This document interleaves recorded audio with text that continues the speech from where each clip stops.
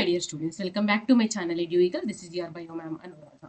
Okay, so rapid recall సిరీస్లో ఈరోజు ఈ 7th చాప్టర్ని డిస్కస్ చేసుకోబోతున్నాం. ఈ 7th చాప్టర్ అర్థం అవ్వాలి అంటే మనకి ఫస్ట్ చాప్టర్ ఎప్పుడైతే 100% కాన్ఫిడెంట్గా ఉన్నామంటే so most of the 7th chapter అనేది మనకి కవర్ అవుతుంది అనమాట. సో కొంచెము యాక్టివిటీస్తో ఎక్స్ప్లెయిన్ చేసి డిస్కస్ చేసుకుంటాం ఇక్కడ.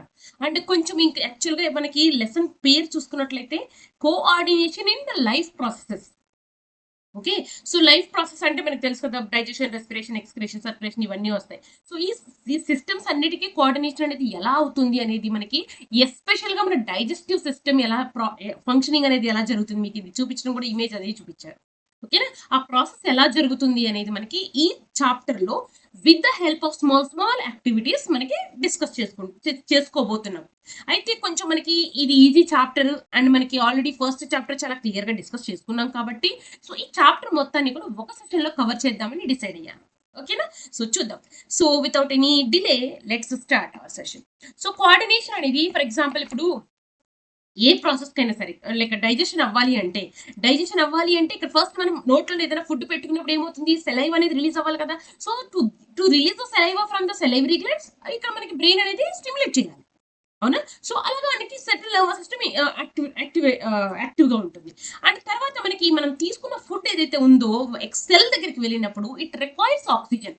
అంటే ఏంటి, రెస్పిరేషన్ ప్రాసెస్. సో ఇలా మనం ప్రతి ఒక్క సిస్టమ్ని కనెక్ట్ చేసుకున్నట్లయితే ఎవ్రీ సిస్టమ్ ఇస్ ఇంటర్లింక్డ్ అనమాట.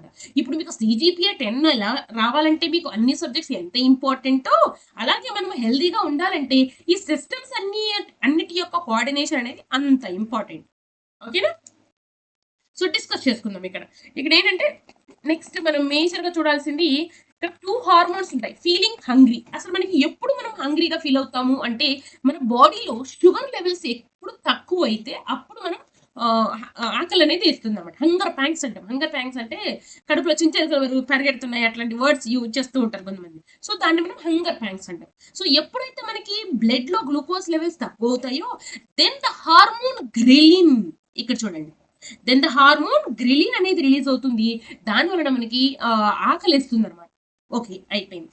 అది ఎంతవరకు ఉంటుంది, హార్డ్లీ 30 to 45 మినిట్స్ వరకు ఉంటుంది. ఓకే, ఆ 30 to 45 మినిట్స్ వరకు మీరు ఇంకా ఏం తినలేదు అంటే సప్రెస్ అయిపోతుంది, ఆ హంగర్ అనేది సప్రెస్ అయిపోతుంది. To get for feeling hungry what is the hormone అంటే గ్రెలిన్. అయిపోయింది. అంటే నెక్స్ట్ ఇప్పుడు మనం తింటున్నాం, ఇష్టమైన ఫుడ్ తింటున్నప్పుడు దానికంటూ ఒక వాల్యూ అదంటే ఒక లిమిట్ అనేది ఉండాలి కదా. అలా కాకుండా ఎంత పడితే అంత తినలేం కదా. సో కొంచెం తిన్న తర్వాత మనకంటూ సరిపోతుంది, okay this is enough for me today అనేది అనిపిస్తుంది కదా. సో అంటే స్టమక్ ఫుల్ అయిన ఫీలింగ్. సో అది ఎప్పుడు అనిపిస్తుంది అంటే when the leptin hormone releases in to the blood. So what is that, leptin hormone. Okay, ఇక్కడ will get in the next. ఇక్కడ చూడండి, another hormone leptin is secreted to suppress the hunger. Okay, so దీంతో పాటు ఇంకొక objective question ఉంది చూడండి ఇక్కడ. It is diencephalon of fourth in the forebrain. Diencephalon మనం డిస్కస్ చేసుకున్నాం, గుర్తుందా మీకు. So diencephalon which contains the hypothalamus and thalamus. Okay, so which controls the emotions such as anger అనుకున్నా కదా diencephalon. So which is present in the forebrain and vagus nerve 10th cranial nerve అనేది which plays an important role at carrying these signals to the brain. మనకి ఆకలి వేస్తుంది, వేయట్లేదు, అది ఎంత ఎలా తెలుస్తుంది అంటే because of the diencephalon and 10th vagus nerve, that is 10th cranial nerve, that is vagus nerve. Clear కదా. ఇప్పుడు నీకు నార్మల్గా ఫుడ్ ఏదైనా ఇస్తే తింటారా అంటే మనకి ఇమ్మీడియట్గా ఫస్ట్ స్మెల్ చూస్తాం. స్మెల్తో పాటుగా కొంచెము అంటే వితౌట్ ఎనీ స్మెల్ మనం లోపల పెట్టుకోవడానికి చాలా డిఫికల్ట్గా ఉంటుంది ఎవరైనా సరే. కానీ మనం ఏదైనా స్మెల్ అంటే మంచిగా స్మెల్ వస్తున్న ఫుడ్ చూస్తే ఆటోమేటిక్గా మనం మౌత్ వాటరింగ్ అంటే నోట్లో నీళ్ళు అనేది ఊరుతాయి. అంటే we like to have that food కదా. సో అందుకే మనకి కొన్ని స్మెల్స్ లైక్ బిర్యానీ స్మెల్ కానివ్వండి, స్వీట్ స్మెల్ కానివ్వండి, కొన్ని చూసినప్పుడు మనకి ఆటోమేటిక్గా టెంప్ట్ అయిపోతూ ఉంటాం. అయితే ఇక్కడ క్వశ్చన్ ఏంటంటే is there any relation between taste and smell ఉందా అంటే ఆబ్వియస్గా ఉంది. అందుకే మనము ఇప్పుడు ఏదైనా స్పాయిల్ అయిన ఫుడ్ని తినడానికి ఇష్టపడతారా, ఎంత ఆకలితో ఉన్నా కానీ స్పాయిల్ అయిన ఫుడ్ని తినడానికి ఇష్టపడరు కదా. సో ఇది కూడా అలాగేనమాట. So because here taste and smell are closely interlinked. ఎందుకంటే మనకి స్మెల్ అనేది ఎలా తెలుస్తుంది అంటే ఏవైతే మనకి ఈ ఫుడ్ ఏదైనా ఫుడ్ లో కెమికల్ సబ్స్టెన్సెస్ ఉంటాయి కదా, so they dissolve in the air. So when they enter in to the nasal cavity that will be dissolved there and we will be identifying what kind of the smell is that a spoiled food or the good one or the sweet or hot anything. ఓకేనా. అయితే ఇక్కడ దీనికోసం మనల్ని ఏం చేయమంటున్నారంటే ఇక్కడ కొంచెము activities ఇచ్చారు. Chewing cumin seeds అంటే జీలకర్ర, సోంపు తినడం, potato and Apple. Potato, Apple రెండు ఒకలాగే ఉంటాయి. సోంపును జీలకర్ర కొంచెం అటు ఇటుగా ఉంటాయి కదా. సో ఒకటి తిన్న తర్వాత ఇంకొకటి కలిమూసుకొని ఇంకోటి తింటే మీరు డిఫరెన్స్ ఏమైనా ఐడెంటిఫై చేయగలుగుతున్నారా అనే దానికి మనకు ఒక యాక్టివిటీ ఇచ్చారు. అండ్ వన్ మోర్ ఫ్యాక్ట్ చెప్తాను ఇక్కడ.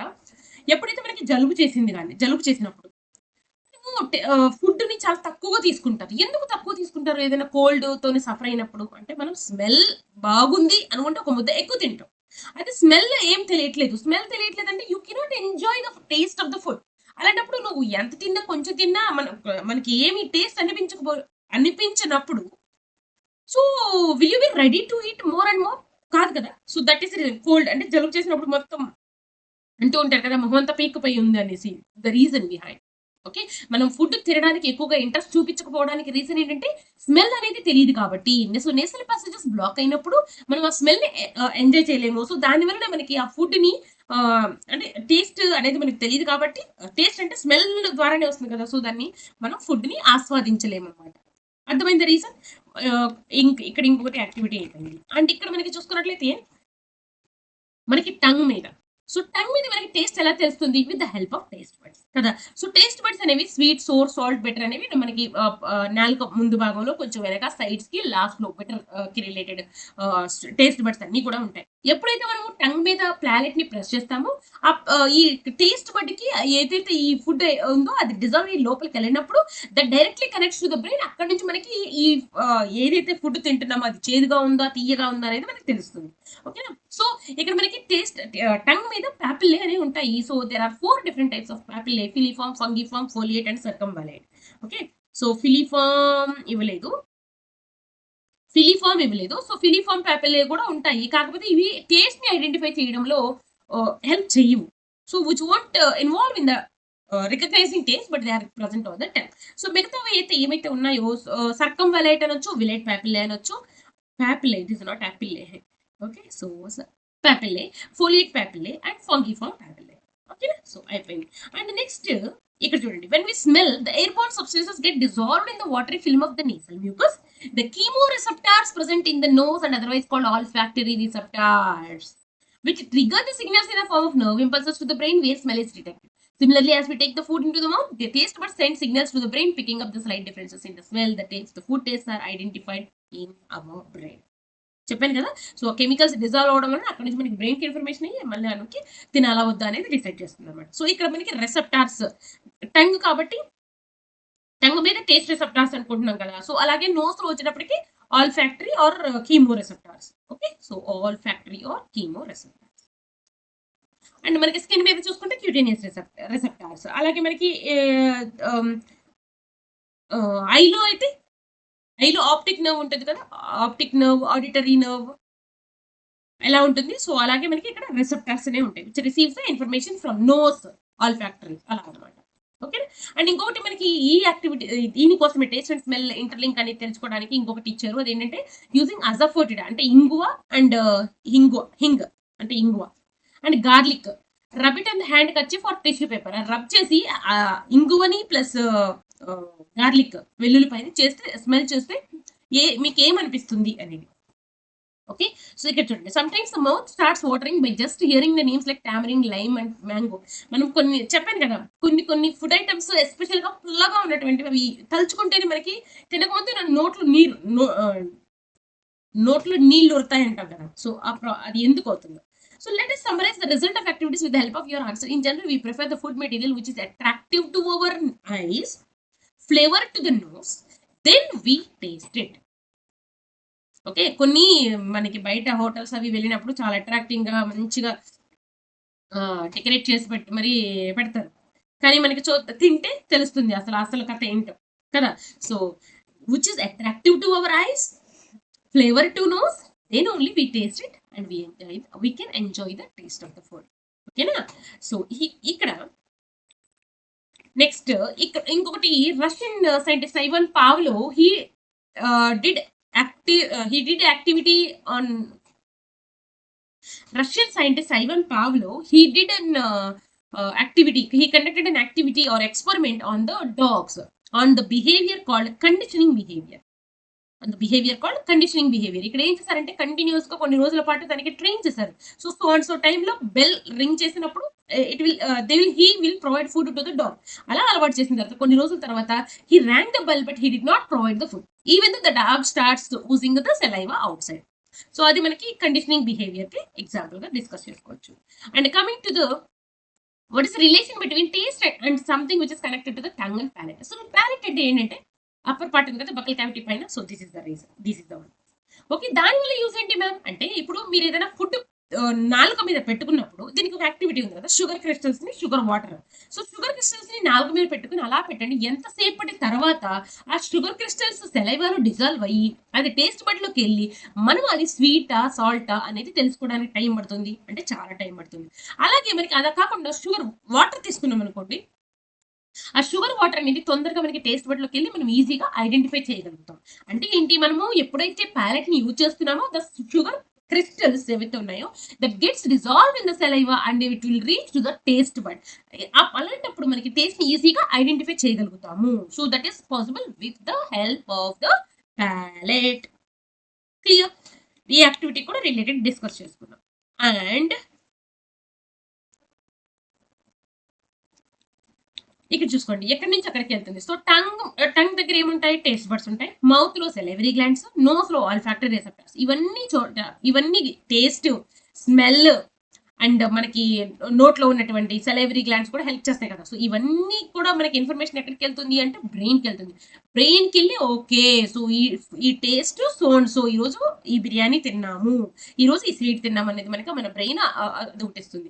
అంటే ఇంకొకటి మనకి అది ఎలా తెలుస్తుంది అంటే ఎప్పుడైనా మనము కంటిన్యూస్ గా కొన్ని ఫుడ్ ఐటమ్స్ తిన్నప్పుడు తెలుస్తుంది కదా, ఆరెంజ్ ఫ్లేవర్ ఎలా ఉంటుందో తెలుస్తుంది కదా. ఇది ఆరెంజ్ అనేది మనకి ఎలా తెలుస్తుంది అంటే ఎప్పుడైతే మనం ఫస్ట్ టైం చేసినప్పుడు కొన్ని ఇన్ఫర్మేషన్ అనేది మన బ్రెయిన్ స్టోర్ అవుతుంది అనమాట. సో అలాగ మనకి హెల్ప్ అవుతుంది మళ్ళీ తిన్నప్పుడు మనకి అది ఏ ఫుడ్ ఐటమ్ గుర్తుపెట్టుకోవడానికి. And here comes the next one. మనకి ఒకసారి నేను ఫ్లో చార్ట్ చేస్తాను చూడండి. మౌత్ ఫుడ్ నోట్లో పెట్టుకున్నప్పుడు next very tenders in to the buccal cavity కదా. So buccal cavity, so buccal cavity after common passage pharynx తర్వాత ఏంటి, food pipe that is oesophagus నుంచి నెక్స్ట్ ఏంటి, స్టమక్ నుంచి small intestine that is duodenum నుంచి large intestine నుంచి rectum anus. ఇది కదా మన ఫ్లో చార్ట్. ఇప్పటి వరకు మనం ఏం డిస్కస్ చేసుకున్నాము అంటే wait a minute. Okay, so ఇక్కడ ఇప్పటి వరకు మనము మౌత్ లో ఉన్నటువంటి సెలైవరీ గ్లాండ్స్ గురించి ఇవన్నీ డిస్కస్ చేసుకున్నాం కదా. సో దీని తర్వాత ఇక్కడ మనకి ఏ ప్రాసెస్ జరుగుతుంది, మనం ఏం మాట్లాడుకున్నాము ఫస్ట్ చాప్టర్ లో, ఏదైతే మనం ఫుడ్ పెట్టినప్పుడు with the help of teeth, tongue, saliva, food అంతా కూడా మిక్స్ అయిపోయి ఏం ఫామ్ అవుతుంది ఇక్కడ మనకి అంటే బోలస్ అనుకున్నాం కదా, గుర్తుందా? సో ఈ బోలస్ ఇప్పుడు మనకి mouth is the munching machine అని మీరు అలా చెప్తారు. And why the people like teachers the elders suggest that you have to chew the food properly అనే దానికి ఒక యాక్టివిటీ ఇచ్చారు.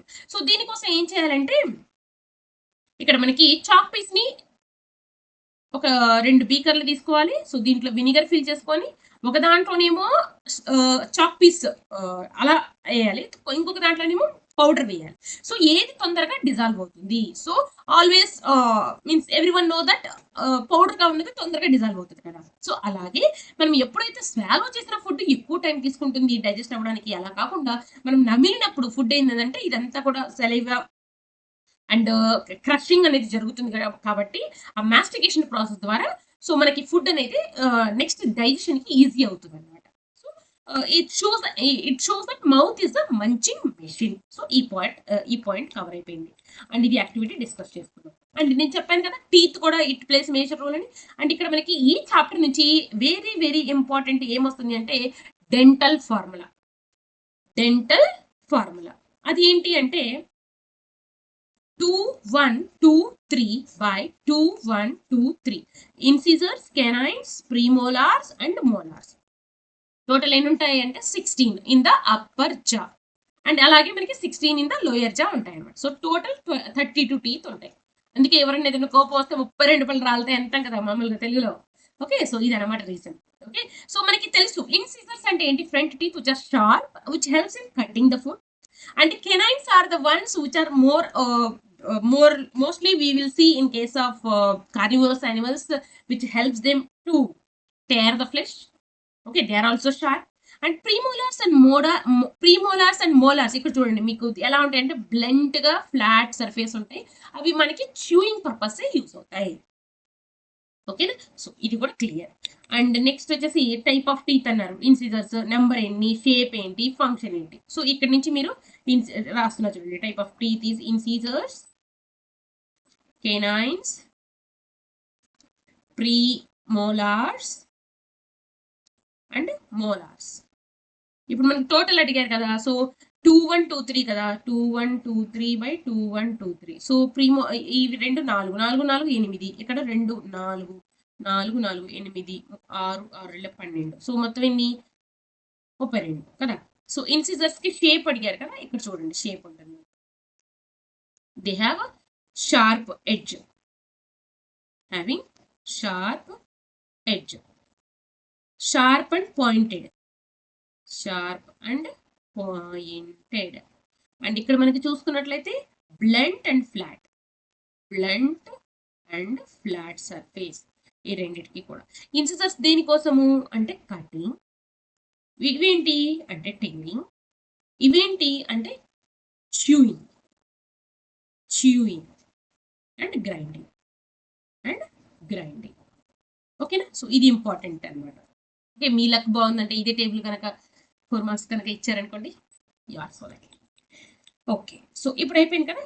నెక్స్ట్ నేను చెప్పాను కదా ఏ ప్రాసెస్ జరుగుతుంది, దీన్ని ఏమంటున్నాం అనేది మన నోట్లో ఫుడ్ పెట్టుకున్నప్పుడు ఈ థరో మిక్సింగ్ ఏమంటున్నాం అంటే మాస్టికేషన్ అంటున్నాం కదా. So that is what. ఇక్కడ మనకి ఇంకొక ఆప్షన్, ఇంకొక important question for objective. The 5th cranial nerve has been found to control the movement of the muscles in the jaw. మనము నవలాలి అంటే మనం ఈ మజిల్స్ అనేది కదలాలి కదా. ఇవి కదలాలి అని అంటే విచ్ ఇస్ కంట్రోలింగ్ దిస్ జా, that is 5th cranial nerve. ఓకేనా. సో అదొకటి objective purpose. And next mouth లో ఇప్పుడు టీత్ గురించి మాట్లాడుకున్నాం కదా. నెక్స్ట్ ఏముంది? సెలైవా ఉంది కదా. సో సెలైవా ఏం చేస్తుంది? So saliva how it helps in the digestion అనే దానికి ఈ activity. Saliva contains ptyalin or salivary amylase అనే ఎంజైమ్ ఉంటుంది కదా, విచ్ డైజెస్ట్ ద కార్బోహైడ్రేట్స్. అవునా, కార్బోహైడ్రేట్స్ ఇంటూ సింపుల్ షుగర్స్ కదా, షుగర్స్. అయితే ఈ యాక్టివిటీని ఏమంటున్నారంటే ఒక పౌడర్ అంటే వీట్ ఫ్లోర్ ఉంటుంది కదా, గోధుమ పిండిని తీసుకొని కొంచెం వాటర్లో మిక్స్ చేసేసి దాన్ని ఒక టెస్ట్ ట్యూబ్లో తీసుకోమంటున్నారు. తీసుకున్న తర్వాత దీంట్లో నుంచి ఒక డ్రాప్ తీసుకొని ఒక పెట్రీ డిష్ లాంటి దాంట్లో వేసి దానికి మనం అయోడిన్ సొల్యూషన్ యాడ్ చేయమంటున్నారు. సో ఇక్కడ అయోడిన్ సొల్యూషన్ యాడ్ చేస్తే మనకి ఏ కలర్ వస్తుంది? వీట్ ఫ్లోర్ అంటే మీకు తెలుసు కదా, rice wheat which are rich in carbs అని. సో ఇట్ కార్బోహైడ్రేట్స్ ఎప్పుడైతే మనకి ఎక్కువ ఉంటాయో అయోడిన్ సొల్యూషన్ వేసినప్పుడు ఏమవుతుంది అంటే బ్లూ బ్లాక్ గా మారుతుంది, ఆబ్వియస్లీ అంతే కదా. సో కానీ దాని తర్వాత ఏమిటంటే ఉన్న ఈ సొల్యూషన్ ఉంది కదా, సో దాన్ని మనము 2 ఈక్వల్ టెస్ట్ ట్యూబ్స్ తీసుకొని, ఓకే, సో ఇక్కడ ఫిల్ చేసేసి దీన్ని ఏ దీన్ని బి అనుకుంటే, సో దీంట్లో నార్మల్ ఏమి యాడ్ చేయము, దీనిలో మాత్రం ఒక స్పూన్ ఫుల్ ఆఫ్ సెలైవ్ అనేది యాడ్ చేస్తున్నాం. స్పూన్ ఫుల్ ఆఫ్ సెలైవ్ యాడ్ చేసిన తర్వాత బాగా మిక్స్ చేసి అలా సైడ్కి పెట్టినప్పుడు దాని తర్వాత if you take out this drop and check it with iodine solution, you won't observe this bluish black.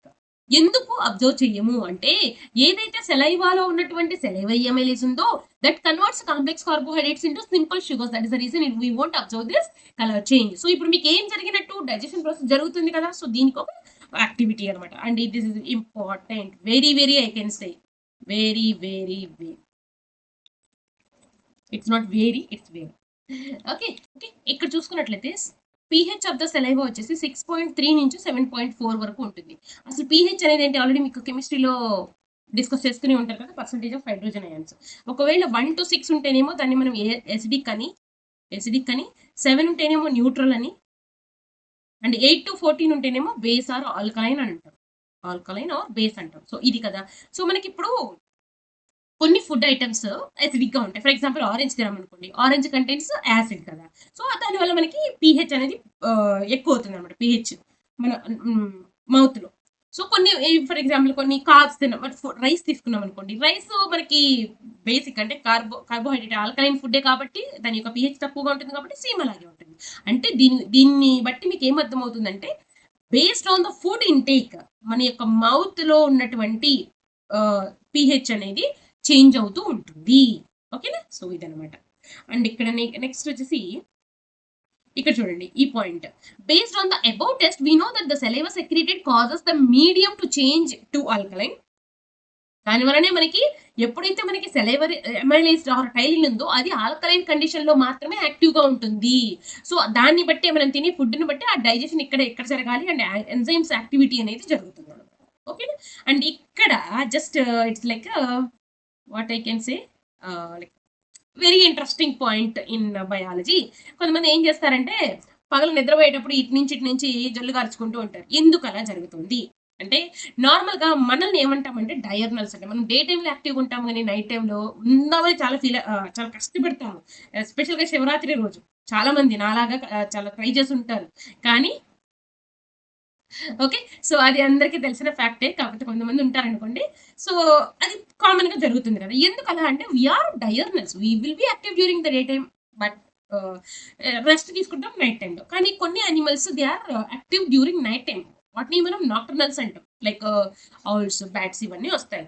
అయితే మనం ఎప్పుడైతే అంటే నైట్ టైం రెస్ట్ తీసుకుంటాం కదా! రెస్ట్ తీసుకునేటప్పుడు ఏమవుతాయి అంటే ఈ డైజెస్టివ్ ఎంజైమ్స్ ఇవన్నీ కూడా ఇన్‌యాక్టివ్ స్టేజ్‌లో ఉంటాయి. కానీ డే టైమ్ ఏంటి మన డైజెస్టివ్ సిస్టమ్ అంతా యాక్టివ్‌గా ఉంటుంది కదా! సో డైజెస్టివ్ సిస్టమ్ యాక్టివ్‌గా ఉందంటే డైజెస్టివ్ ఏవైతే గ్లాండ్స్ ఉన్నాయో సెలైవరీ గ్లాండ్స్ నుంచి అవి యాక్టివ్‌గా ఉండడం వలన they produce saliva.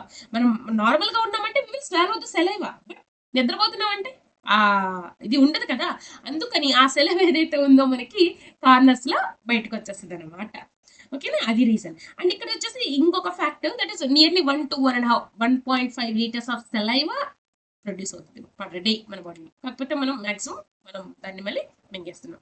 And saliva వల్ల కూడా చాలా యూజెస్ ఉన్నాయి. దాంట్లో మనకి మ్యూకస్, వాటర్‌తో పాటు కొన్ని ఎంజైమ్స్‌తో పాటు యాంటీ బ్యాక్టీరియల్ ప్రాపర్టీస్ కూడా ఉంటుంది సలైవాకి. అందుకే మనకి ఇప్పుడంటే లేదు కానీ ఒకప్పుడు పిల్లలు కింద పడినప్పుడు ఇమ్మీడియేట్‌గా ఉమ్ము తీసి ఇలా రాసుకోవడం ఇలాంటివన్నీ చేస్తుంటారు. కానీ it is not hygienic actually. Okay. ఇప్పుడంటే మనకి అవగాహన ఇవన్నీ పెరిగినాయి కానీ ఓల్డెన్ డేస్‌లో అలా ఫాలో అయ్యేవాళ్ళు. Okay. And that shows why they used to do so. అర్థమైందా?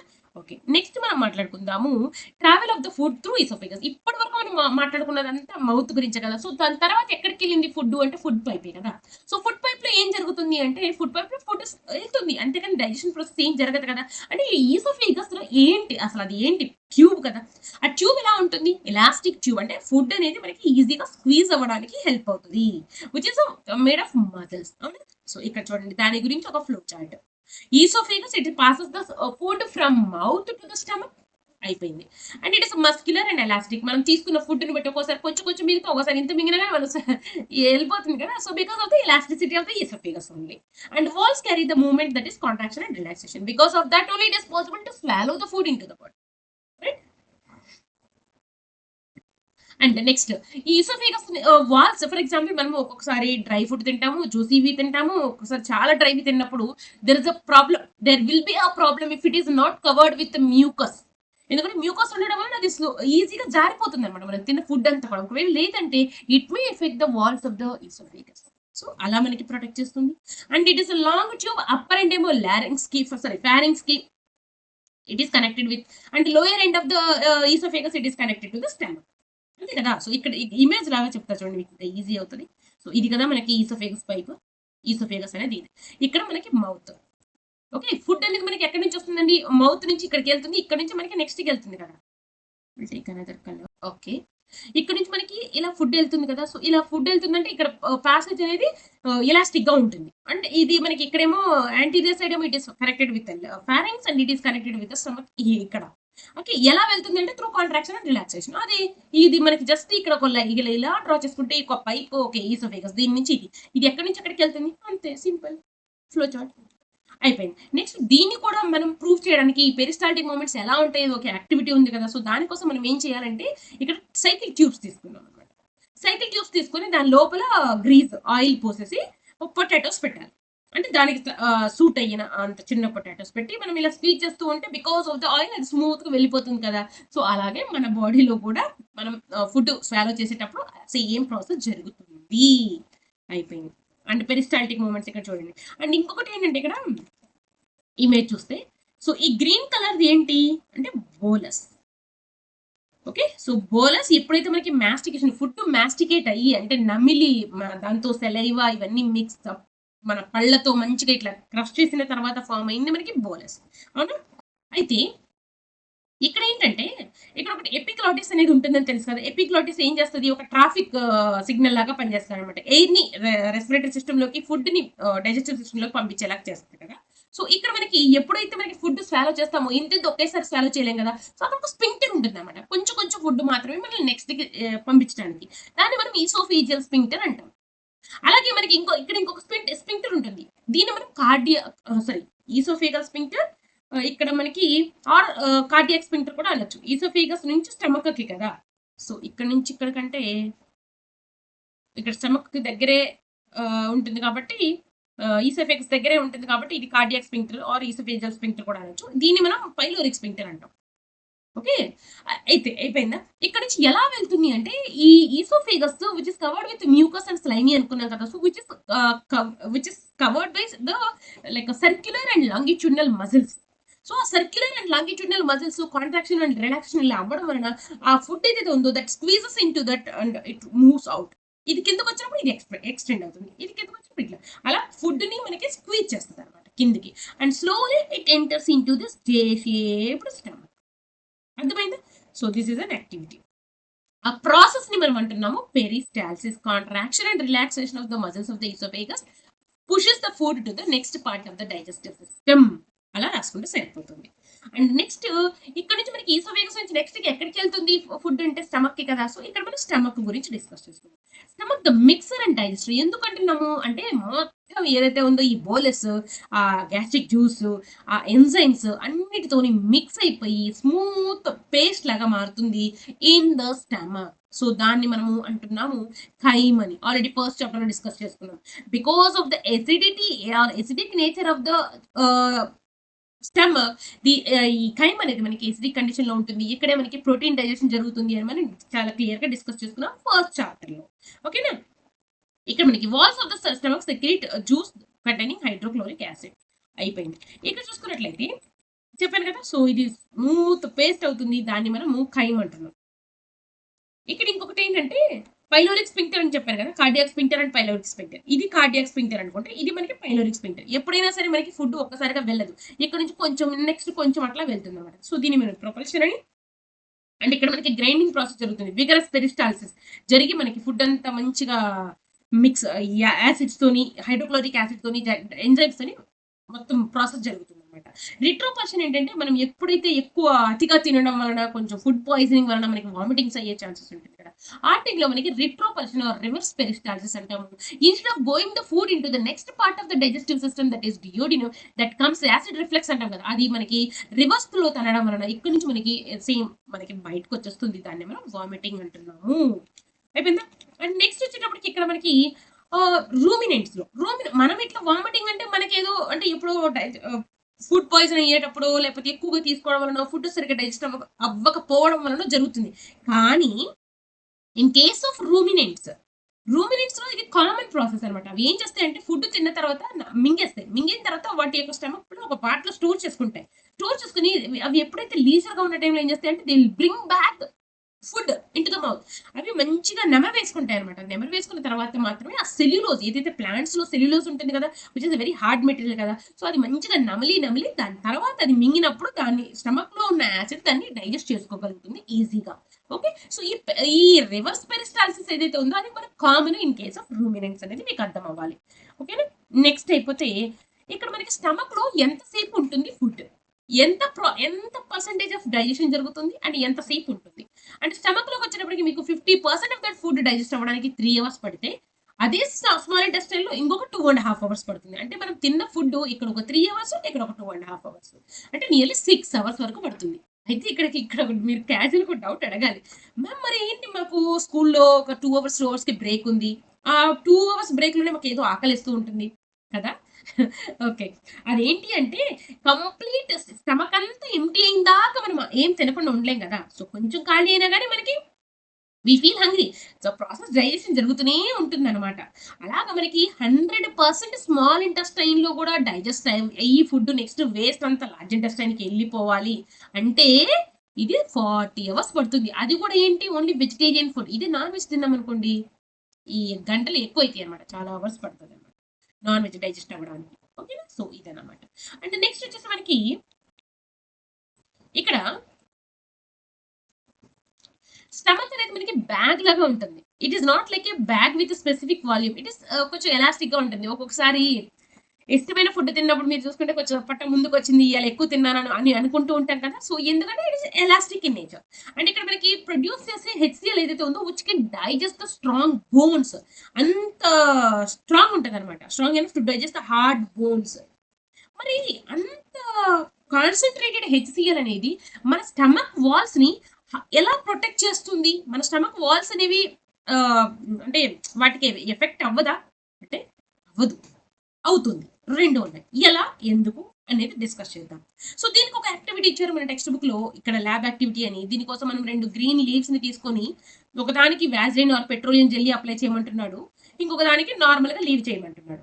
అంటే పెట్రోలియం జెల్లీ అప్లై చేస్తే రెండిటి మీద వీక్ యాసిడ్ ఏదైనా వీక్ యాసిడ్ అనేది మనం పోసినప్పుడు ఏమవుతుంది? ఈ ఈ ఏదైతే వాక్స్ అప్లై చేయలేదో ఆ లీఫ్ అనేది ష్రింక్ అయిపోతుంది.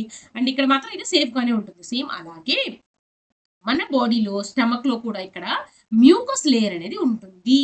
ఈ మ్యూకస్ ఏదైతే ఉందో which protects the stomach from the strong HCl. అయిపోయిందా? అండ్ ఇక్కడ మనకి ఇంకొకటేంటంటే ఒక్కొక్కసారి కొంతమంది ఏం చేస్తారంటే because of this hurry burry life style కానివ్వండి, బికాస్ ఆఫ్ టెన్షన్ కానివ్వండి, ఏమన్నా రీజన్స్ అనుకోండి. So, if they are not eating the food on time అప్పుడు ఏమవుతుంది? ఏదైతే యాసిడ్ ఇక్కడ రిలీజ్ అయింది ఫుడ్ మీద యాక్ట్ చేయాలో, instead of acting on the food this acids will be acting on the walls of the stomach. అలాంటప్పుడు ఏమవుతుంది అంటే దట్ లీడ్స్ టు అల్సర్స్. అర్థమైందా? సో, అదనమాట reason and this is an activity. And ఇక్కడ నుంచి మనకి ఎక్కడికెళ్తుంది? స్టమక్ అయిపోయింది కదా! సో, ఇక్కడ ఇలా అయిపోయింది, ఇలా అయిపోయింది. ఇప్పుడు నెక్స్ట్ పార్ట్‌లోకొచ్చాం. ఇదేంటి అంటే స్మాల్ ఇంటెస్టైన్ కదా! ఇక్కడ నుంచి మనకి స్మాల్ ఇంటెస్టైన్. ఈ యూ షేప్ ఉంది ఫస్ట్‌ది డియోడినం. అయితే ఇక్కడ మనకి ఖైమ్ ఏ కండిషన్‌లో ఉంది అంటే ఎసిడిక్ కదా! ఎసిడిక్ ఖైమ్. కానీ, కానీ ఇక్కడ చూడండి.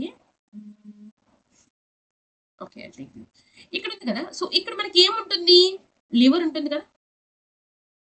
ఓకే. సో, ఇక్కడ లివర్ నుంచి జ్యూసెస్ ఇక్కడికి. అండ్ ఇక్కడ మనకి ఇంకొకటి ఏముంటుంది? అంటే పాంక్రియాస్ ఉంటుంది. పాంక్రియాస్ జ్యూసెస్ ఇక్కడిలోకి. అంటే కామన్ బైల్ డక్ట్ అంటామనమాట. ఎప్పుడైతే మనకి ఇక్కడ నుంచి ఖైమ్ ఇక్కడికొస్తుందో, అదే టైంలో మనకి బైల్ జ్యూసెస్ అండ్ పాంక్రియాటిస్ నుంచి పాంక్రియాటిక్ జ్యూసెస్ ఇవన్నీ కూడా రావడం వలన ఈ ఏదైతే ఎసిడిక్ ఖైమ్ ఉందో that comes that becomes alkaline. Okay. So, ఇక్కడ మనకి హార్మోన్స్ ఓకే. ఇక్కడ నేమ్స్ ఉన్నాయి చూడండి. This acidic nature of the కైమ్ when it is entering into the duodenum, it initiate the uh, production of this hormones like secretin and cholecystokinin. Okay. ఈ secretin and cholecystokinin ఏం చేస్తాయంటే which stimulates cholecystokinin. ఇవి ఏం చేస్తాయంటే which stimulates the secretion of this bile juices from the liver and stimulates the secretion of this pancreatic juices from the pancreas. అవన్నీ కూడా మనకి ఇక్కడికి రావడం వలన ఈ ఖైమ్ ఏదైతే ఉందో అది ఆల్కలైన్ గా మారుతుంది. అయిపోయింది. ఇప్పుడు మనకి స్మాల్ ఇంటెస్టైన్ చూసినట్లయితే మనం డ్రా చేసినప్పుడు ఇలా హైలీ కాయిల్డ్ గా డ్రా చేస్తాం. అవునా? అది ఎందుకు? అది నియర్లీ 6 మీటర్స్ వరకు లాంగ్ ఉంటుంది. అది highly coiled narrow pipe long గా ఉంటుంది. ఎందుకు అలా ఉంటుందంటే అలా ఉండడం వలన దానిలో విల్లై అనేవి ఉంటాయి కదా! Hair like structures called విల్లై. ఇక్కడ ఇమేజ్ చూస్తున్నారు కదా! సో, ఇది విల్లై. ఒక్క విల్లైని మీరు చూస్తే ఇదనమాట. సో, ఈ విల్లై చాలా ఇవి microscopic. Thin hair like structures ఇలాంటివి చాలా ఉంటాయి. అలాంటివి చాలా ఉండడం వలన ఏంటంటే యూజ్ ఎప్పుడైతే మనకి మనందరికీ తెలుసు స్మాల్ ఇంటెస్టైన్‌లో అనేది complete absorption, complete digestion process జరుగుతుంది. ఈ కంప్లీట్ డైజెషన్ ప్రాసెస్ జరిగిన తర్వాత ఈ న్యూట్రియంట్స్ అన్ని బ్లడ్‌లోకి మిక్స్ అవ్వాలంటే ఇది ఇలాంటి విల్లై ఉన్నాయి కదా! So, this villi are surrounded with blood capillaries. You can see network of blood. Okay. So, ఈ న్యూట్రియంట్స్ అన్నీ కూడా ఈ విల్లై నుంచి మనకి బ్లడ్ లోకి మిక్స్ అవుతాయి అనమాట. సో ఇలా లేదనుకోండి, మనం తీసుకున్న ఫుడ్ అనేది ఎక్కువ డైజెస్ట్ అయిన ఫుడ్ అంతా కూడా మనకి అంత అబ్జార్బ్ చేసుకునే కెపాసిటీ అనేది తగ్గుతుంది. అండ్ వన్ మోర్ రీజన్, ఎప్పుడైతే మనకి ఇలా హైలీ కాయిల్డ్ గా ఉంటుందో స్మాల్ ఇంటెస్టైన్, దీని వలన ఏమవుతుందంటే ఫుడ్ అనేది కొంచెం సేపు స్మాల్ ఇంటెస్టైన్ లో ఉంటుంది అండ్ ప్రాపర్ డైజెషన్ అనేది జరుగుతుంది. అంటే క్వశ్చన్ ఎలా వస్తుందంటే, why the stomach small intestine is like coiled when why not like a pipe? Coiled లాగా ఉండడం వలనే ఫుడ్ అనేది అందులో కొంచెంసేపు ఉండడం వలనే మనకి కంప్లీట్ డైజెషన్ అనేది జరుగుతుంది. మనం తీసుకున్న ఫుడ్ లో ఉన్నటువంటి అన్ని nutrients maximum to maximum observe చేసుకుంటాము మనకి బ్లడ్ లో. అదనమాట రీజన్. ఓకే, సో దీనికి యాక్టివిటీ మనకి ఒక చిన్న పేపర్ తీసుకొని దాన్ని ఫోల్డ్ చేసి చూస్తే మీకు లోపల ఎలా కనిపిస్తుందో సేమ్ ఇది మనకి స్మాల్ ఇంటెస్టైన్ కూడా అలా ఉంటుంది అని చెప్తున్నారు. ఓకే, సో ఇక్కడ మనకి ఈ villa image important. Okay, so villa image ఏం లేదు, మనం ఇలాగ డ్రా చేసుకొని, సో ఇక్కడ నుంచి మళ్ళీ బ్లడ్ నెట్వర్క్ ఆఫ్ బ్లడ్ క్యాపిలరీస్ని ఇలా డ్రా చేసుకొని, సో ఓకేనా. సో కొంచెం బ్లడ్ లాగా దీన్ని కొంచెం ఇలాగ డ్రా చేసుకోండి. ఓకే, సో దాన్ని ఇది మ్యూకస్ గ్లాండ్, లాక్టియల్ అండ్ ఇది వచ్చేసి ఈ లాక్టియల్ అంటే part of lymphatic system and ఇది ఎపిథీలియం అవుటర్ లేయర్. ఓకేనా, సో ఇప్పుడు మనం విల్లై వరకు వచ్చాం. సో విల్లై తర్వాత ఇక్కడ చూడండి. సో ఇప్పుడు మనకి ఫుడ్ అనేది ఎసిడిక్ కైండ్ కాస్త ఆల్కలైన్ గా మారింది, కంప్లీట్ డైజెషన్ ప్రాసెస్ అనేది జరిగింది. అయితే ఇక్కడ మనకి ఇంట్రెస్టింగ్ ఫ్యాక్ట్ ఏంటంటే, మనకి నీకు ఎన్ని బ్రెయిన్స్ ఉన్నాయంటే, నేను మనిషిని కాబట్టి నాకు ఒకటే బ్రెయిన్ ఉంది. అవునా? కాదు, నేను మనిషిని కానీ నాకు 2 ఉన్నాయి. ఎస్. ఎలా అంటే, ఒకటి నార్మల్ గా ఉన్న సిఎన్ఎస్ లోది అయితే, ఇంకోటి గట్ లో ఉన్నటువంటి ఆర్ డైజెస్టివ్ ట్రాక్ట్ లో ఉన్నటువంటి ట్రాక్ట్ లో ఉన్నటువంటి ఇంకొక బ్రెయిన్, దాన్ని మనము small brain or second brain అని కూడా అనొచ్చు. ఇక్కడ చూడండి. ఓకే, సో ఇక్కడ సెకండ్ బ్రెయిన్. నార్మల్ గా నీ మెదడు మోకాల్లో ఉంది అంటారు, కానీ మోకాల్లో ఉంది, కడుపులో ఉంది.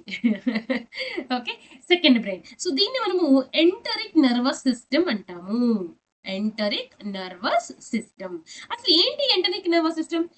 ఈ నర్వస్ సిస్టమ్ కూడా మన యొక్క ఆలోచనల్ని అవన్నీ గుర్తుపెట్టుకోవడానికి ఏమైనా హెల్ప్ చేస్తుందా అంటే, it won't help in anything. దీని యొక్క డ్యూటీ ఏంటంటే, ఫుడ్ సరిగా డైజెస్ట్ అవుతుందా లేదా, న్యూట్రియంట్స్ అబ్జార్ప్షన్ జరుగుతుందా లేదా, ఇలాంటి పనుల్లో మాత్రమే నిమగ్నమై ఉంటుంది. కాకపోతే ఇంట్రెస్టింగ్ ఫ్యాక్ట్ ఏంటంటే, మోర్ దాన్ పిఎన్ఎస్ లో ఉన్న వాటికంటే నర్వ్స్, నియర్లీ 100 మిలియన్ నర్వ్స్ అనేవి మనకి ఈ ఈఎన్ఎస్ లో ఉంటాయి, అంటే మన స్టమక్ లో ఉంటాయి. ఇవన్నీ కూడా అండ్ మంచిగా కోఆర్డినేట్ అయ్యి మనకి డైజెషన్ ప్రాసెస్ ని బయటికి వేస్ట్ ని బయటికి వెళ్ళడానికి ఇవంతా కూడా మంచిగా హెల్ప్ చేస్తాయి అన్నమాట. ఓకేనా, సో ఇక్కడ చూడండి. Simulating and coordinating the break down of food, absorbing nutrients, expelling the waste, chemical processing, mechanical mixing, rhythmic muscle contraction and move everything down to the lean. ఆ ప్రాసెస్ ఏదైతే డైజెషన్ ప్రాసెస్ ఉందో అవన్నీ సక్రమంగా ఒకదాని తర్వాత ఒకటి, మాస్టికేషన్ అయిపోయింది, swallowing, next digestion of proteins, next digestion of other nutrients, ఇలా ప్రాసెస్ అంతా కరెక్ట్ గా జరిగి వేస్ట్ అంతా బయటికి వెళ్ళడానికి మనకి ఈ nervous system, that is enteric nervous system అనేది హెల్ప్ చేస్తుంది. అయిపోయిందా? అంటే ఇక్కడ మనకి చూసుకున్నట్లయితే ఇప్పుడు స్మాల్ ఇంటెస్టైన్ లో ఫుడ్ అయిపోయింది కదా, నెక్స్ట్ అయిపోయిన తర్వాత ఎక్కడికి వస్తుంది? లార్జ్ ఇంటెస్టైన్ కే కదా.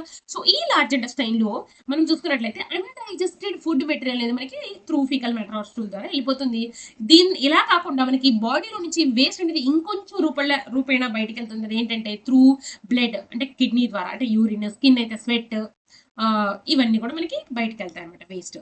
ఇప్పుడు మనము ఇక్కడ చూపిస్తుంది చూడండి. ఇది మనకి యానస్ కదా. సో ఇది రెక్టమ్, ఇక్కడ కొంచెం వేస్ట్ అనేది స్టోర్ అవుతుంది. సో దాని తర్వాత మనకి ఇక్కడ నుంచి మనకి బయటికి వెళ్ళిపోతుంది. అయితే ఇక్కడ యానస్ లో చూసుకున్నట్లయితే మనకి 2 టైప్స్ ఆఫ్ స్పింక్టర్స్ ఉంటాయి. అవి ఏంటంటే internal anal sphincters, internal and external anal sphincters. So ఈ ఇంటర్నల్ గా ఉన్నటువంటి అంటే యానల్ స్పింక్టర్ ఏమైతే, ఈ రెండు యాక్చువల్ గా ఇంటర్నల్ అనేది ఇక్కడ చూడండి. One that is involuntary in control and other one is voluntary control. So లోపల ఉన్నటువంటిది వాలంటరీ కంట్రోల్, బయట ఎక్స్టర్నల్ గా ఉన్నటువంటిది వాలంటరీ. లోపల ఉన్నది సారీ 1 మినిట్. సో లోపల ఉన్నది మనకి ఇన్వాలంటరీ, బయట ఉన్నది ఏదైతే ఉందో external anal sphincter, that is voluntary. అది మన చేతుల్లోనే ఉంటుంది when you have to go to washroom అనేది. ఇంటర్నల్ గా ఉన్నది మాత్రం ఇన్వాలంటరీ, అది ఓపెన్ అవ్వచ్చు. కానీ బయట ఉన్న ఎక్స్టర్నల్ యానల్ స్పింక్టర్ అయితే ఉందో అది ఓపెన్ అవ్వదు స్టిల్ వెన్ వి సే. కానీ చిన్నపిల్లల్లో అనేది ఆ కంట్రోలింగ్ అనేది ఉండదు కాబట్టి they will go to washroom in dress. Okay. So that is the reason. And ఇక్కడ మనకి అయిపోయింది కదా! సో ఇలాగ మనకి వేస్ట్ అనేది బయటికెళ్ళిపోతుంది. అండ్ ఇక్కడ మనకి ఈ పేజ్‌లో మనకి ఇచ్చారు ఎంత ఇంపార్టెంట్ అనేది.